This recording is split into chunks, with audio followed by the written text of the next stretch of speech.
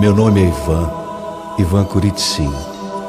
Rogo a Deus que me dê coragem para encarar com valentia uma morte nobre hoje.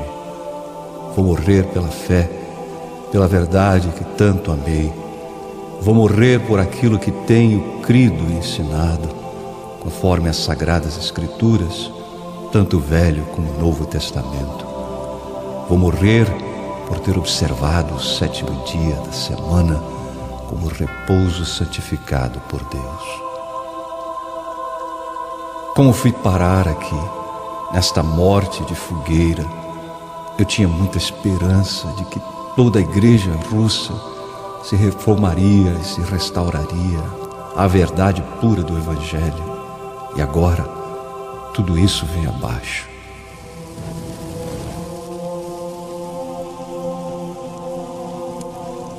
Ivan III não podia estar ausente. Antes ele era nosso amigo. Gostaria de saber o que estará pensando ele agora.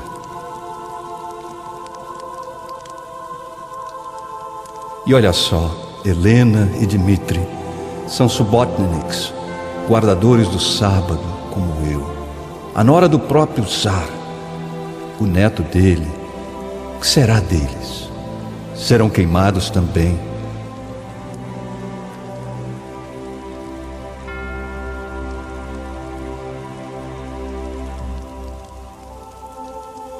Ah, aqui está a Sofia.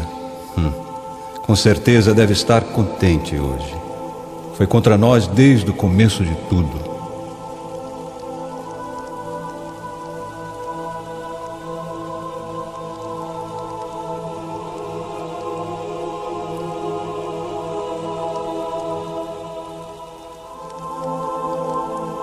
E o tal do Gennady, o arcebispo de Novgorod. Ele vem torcendo por esse dia, esta fogueira. Ele reivindica que nós nos afastamos de Cristo, que viramos judeus.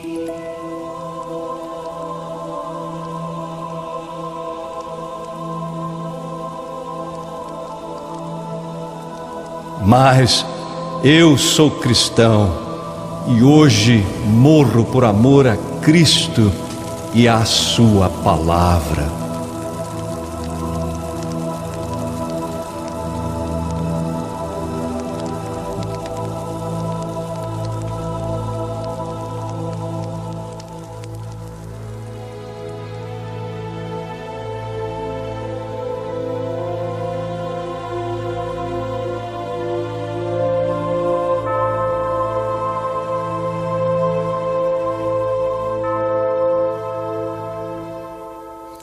Essas chamas horríveis em Moscou 5 séculos antes marcaram o fim da reforma russa do século XV. Uma reforma que se caracterizou por enfatizar a observância do sábado, o 7º dia, como o santo dia do Senhor. Bem-vindo mais uma vez, eu sou o Fernando Iglesias e é com prazer que apresento a você o 7º programa da série, o 7º dia. O homem na jaula, Ivan Kuritsin, era um importante teólogo russo, líder da manifestação religiosa, conhecida pelos historiadores como Movimento Novgorod-Moscou. O czar Ivan o Grande achou esse movimento já bem estabelecido em Novgorod, quando ele dominou essa cidade-estado em 1480. Descobriu que 2 sacerdotes ortodoxos russos encabeçavam o movimento em Novgorod e os convidou para se mudarem para Moscou. O Dr. Oleg Shigankov explica a razão. A razão por que Ivan levou os 2 sacerdotes mais prominentes, Denis e Alexei, de Novgorod a Moscou, foi por simpatizar ele mesmo com as ideias dos reformadores. Ivan os colocou como sacerdotes de 2 catedrais mais importantes de Moscou, na Rússia: a Catedral de Arkhangelsk e a Catedral de Armênia. Estas catedrais ainda são as mais importantes da Rússia. Mas o czar não era o único que favorecia a reforma. O movimento Novgorod-Moscou tinha alcançado até os níveis mais altos do governo, incluindo os amigos mais íntimos do czar. A trama toda se desenrola como uma novela gótica. Por um lado se encontra Helena Stefanova, a nora enviuvada do czar, que é uma subotnik, isto é, uma guardadora do sábado. Por outro lado temos Sofia, uma princesa grega de nascença, esposa do czar por segundo matrimônio. Ela fora criada sob a influência dos líderes católicos romanos, que esperavam que esse casamento trouxesse os russos para mais perto da Igreja de Roma. Porém, Sofia acabou adotando a religião ortodoxa russa. Então o czar Ivan acha-se entre a cruz e o punhal, com respeito às duas mulheres que exerciam grande influência sobre ele e sua corte. Ambas se encontravam em lados opostos da controvérsia religiosa. E agora o drama se complica, pois Dmitri, o filho de Helena e neto do czar, é o próximo herdeiro do czar. E Dmitri, com sua mãe, apoia os reformadores guardadores do sábado. Agora, Sofia, você se lembra, a segunda esposa do czar, tinha dado a ele um filho chamado Vassili e, naturalmente, queria que seu filho fosse o czar depois de Ivan, e faria tudo para consegui-lo. Sofia tinha um poderoso aliado na pessoa de Gennady, o arcebispo ortodoxo russo de Novgorod. Gennady, personagem zeloso, inimigo fanático dos reformadores, guardadores do sábado, conclamou medidas extremas. Ouça o seguinte. Como se lê nas suas cartas dirigidas ao czar russo, Gennady adora os métodos da Inquisição espanhola e insiste que a Igreja Ortodoxa Russa e o Estado russo apliquem esses métodos contra o movimento dos subotniks. Líderes da Igreja Ortodoxa Russa se reuniram no Concílio de Moscou e condenaram os reformadores como hereges. A sentença do concílio detalha as acusações. Alguns de vós blasfemaram contra muitas imagens sagradas, e alguns de vós cortaram as imagens sagradas e as jogaram ao fogo. E todos vós honraram o sábado mais do que o dia da ressurreição de Cristo. Obviamente, o dia da ressurreição foi um domingo, o primeiro dia da semana. O concílio acusou esses reformadores de honrarem o sétimo dia, o sábado, mais do que o primeiro dia, o domingo. Nisso, todos concordaram. O concílio de Moscou foi o começo do fim do movimento Novgorod-Moscou, o qual finalmente acabou nas chamas da Praça Vermelha. Helena Stefanovna e o seu filho Dmitri tiveram um triste fim. O czar Ivan III morreu e o filho de Sofia, Vassili, foi seu sucessor exatamente como sua mãe queria. Nos princípios do século XVI, o reino muçulmano de Adal atacou o Império Cristão da Etiópia. Foi uma jihad, ou seja, uma guerra santa muçulmana apoiada pelos poderosos turcos otomanos. Tendo vencido as forças etíopes, se apoderaram de áreas imensas do país. Já desesperado, o imperador pediu socorro a Portugal. Longos anos de dificuldades se seguiram até que em 1541 o exército português chegou à costa da atual Eritreia.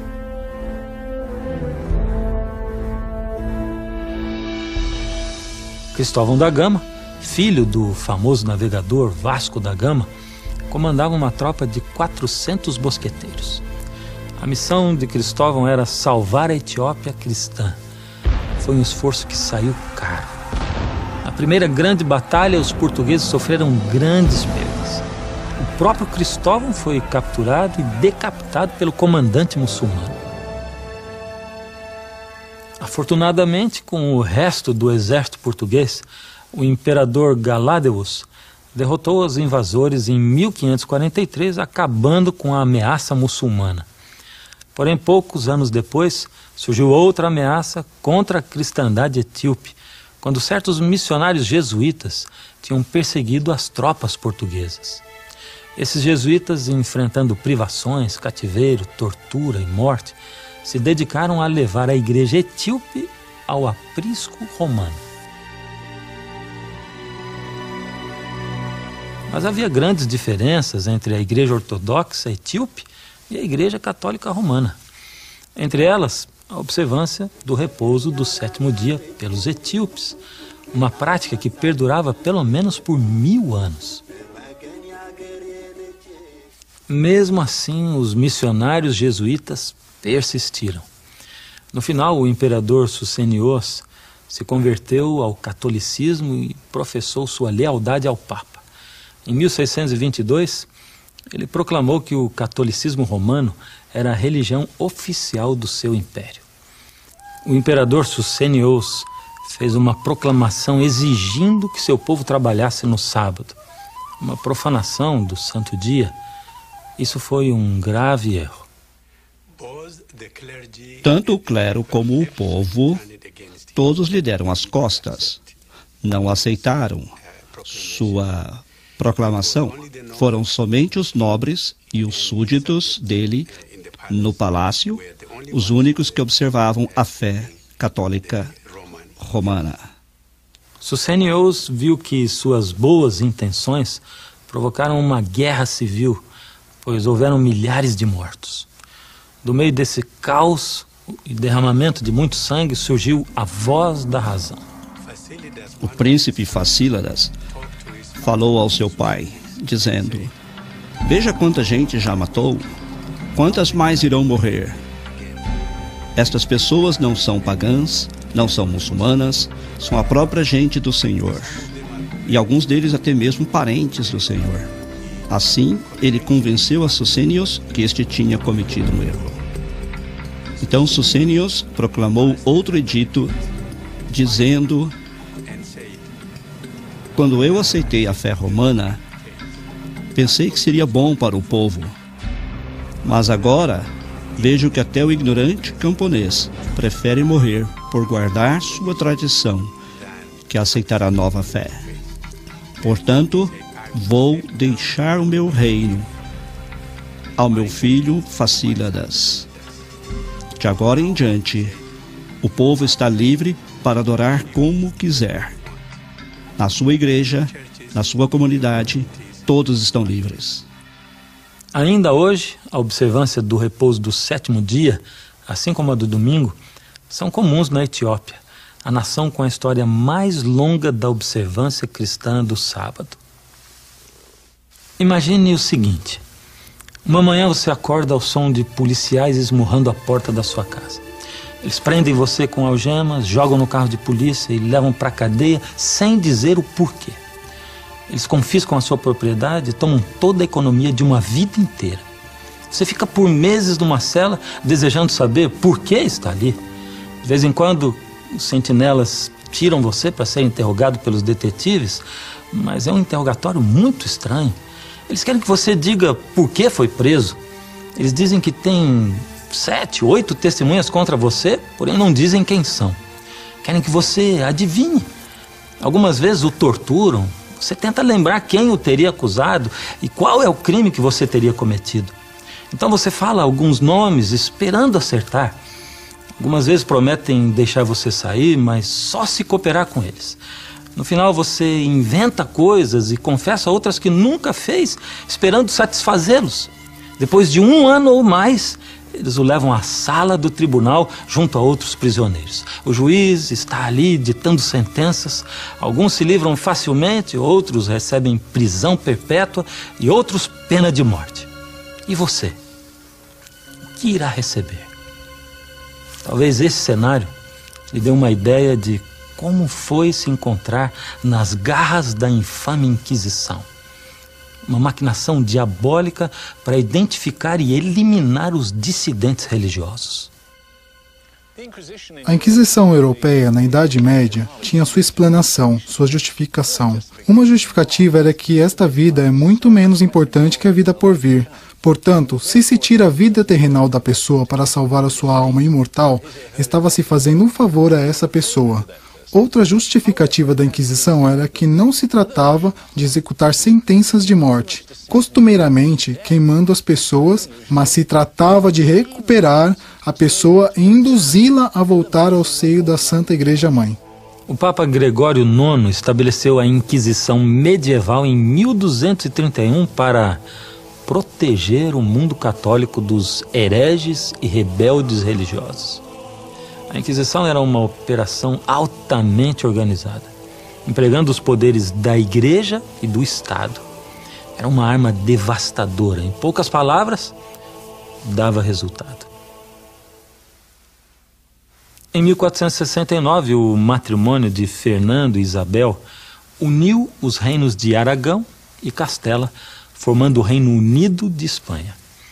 A propósito, trata-se do mesmo Fernando e da mesma Isabel que enviaram Cristóvão Colombo a uma viagem de descobrimento em 1492. O rei e a rainha eram católicos militantes. Embora ficassem conhecidos como os monarcas católicos, eles tiveram que aceitar o fato de que a Espanha não era tão católica quanto eles desejavam. Veja bem, 1 ou 2 gerações antes, os judeus espanhóis tinham sido compelidos a se converterem ao catolicismo sob ameaça de deportação e perda de bens. Esses conversos forçados chamavam-se novos cristãos e ficaram com esse apelido. Eram batizados como católicos romanos, mas alguns deles, talvez muitos, mantiveram costumes tradicionais judaicos, como, por exemplo, a observância do repouso do 7º dia.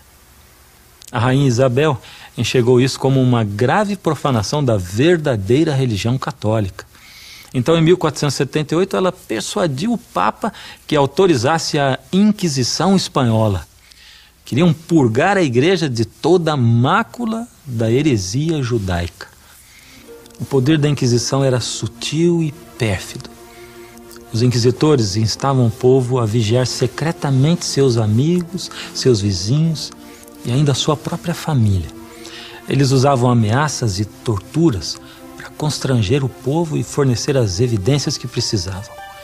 Os heréticos recalcitrantes e os que reincidiam encaravam as medidas mais severas. Eram entregues às autoridades seculares para serem castigados. Alguns eram queimados em efígie, outros eram queimados em pessoa, na fogueira. A Inquisição Espanhola lançou longe suas redes, apanhando outros além dos judeus conversos. A Igreja Católica Romana incluiu também os ex-muçulmanos. Os inquisitores suspeitavam que estes praticavam secretamente o islamismo. Ainda mais, a Espanha tinha que ser protegida da controvérsia religiosa que ocorria no resto da Europa. Isso também era negócio da Inquisição. Assim como a Espanha, o vizinho Portugal também precisava de uma solução para o problema dos tais cristãos novos. Ali a Inquisição começou a funcionar em 1536 e só teve fim em 1821. Seus 300 anos de tirania e opressão foram marcados por crueldade e violência indizíveis. Os documentos que sobreviveram incluem longas listas de vítimas, relatos meticulosos das tragédias humanas em sumários curtos e indiferentes. Um dos capítulos mais escuros da Inquisição se escreveu longe de Portugal, no oriente da Índia. Como teria chegado a Inquisição a esse lugar? Eu vou lhe contar.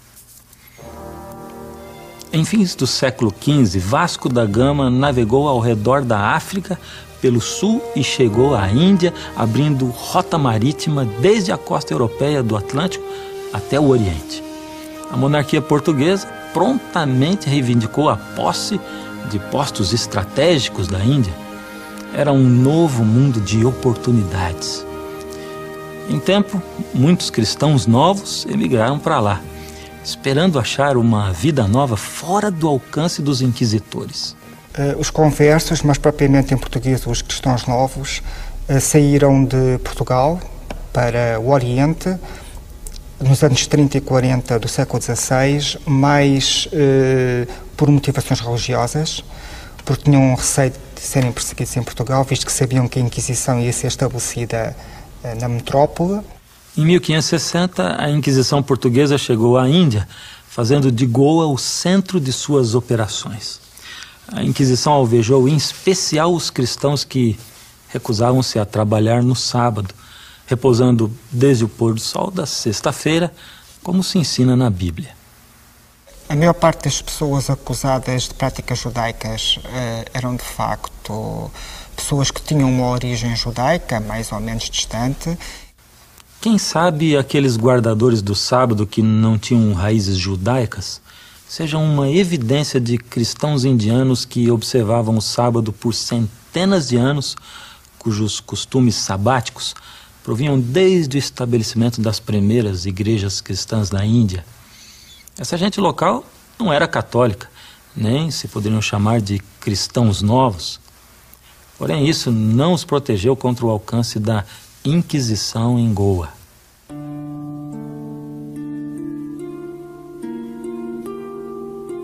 Chamo-me Charles Delon, sou médico e cidadão francês. Por que estou aqui, prisioneiro da Inquisição? Me acusam falsamente, me deterram sem razão alguma. As acusações contra mim são invenções dos meus inimigos. Não sou herege, estou desesperado por sair deste lugar. Meu único escape é a morte. Que Deus me perdoe. Tenho tentado suicidar-me mais de uma vez. Eles querem que eu confesse, mas confessar o quê? Confessei uma e outra vez e ainda querem mais. Menos mal que não sou um dos cristãos novos a quem eles realmente perseguem. Mesmo assim, estou sem sorte de todos modos, porque estou preso aqui, igual a eles, e meu fim é tão incerto como o deles. Conhecemos esse caso de Charles Delon porque ele escreveu sobre isso detalhadamente mais tarde. Acusado de ofensas tolas, ele foi detido por 2 longos anos antes do seu julgamento.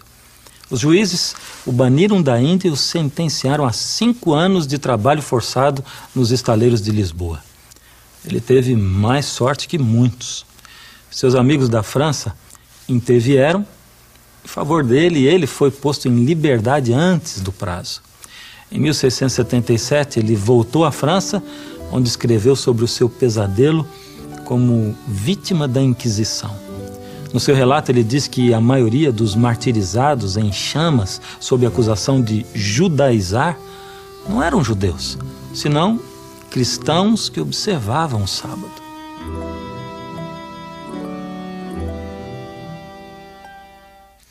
A Inquisição na Europa, na Índia e até mesmo no Novo Mundo foi o meio pelo qual a Igreja de Roma tentou manter o seu domínio no mundo da religião.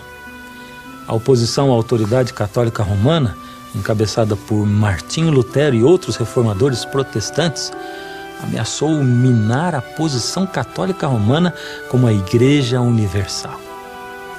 Voltaremos com mais sobre a Reforma Protestante no 8º programa da série O Sétimo Dia.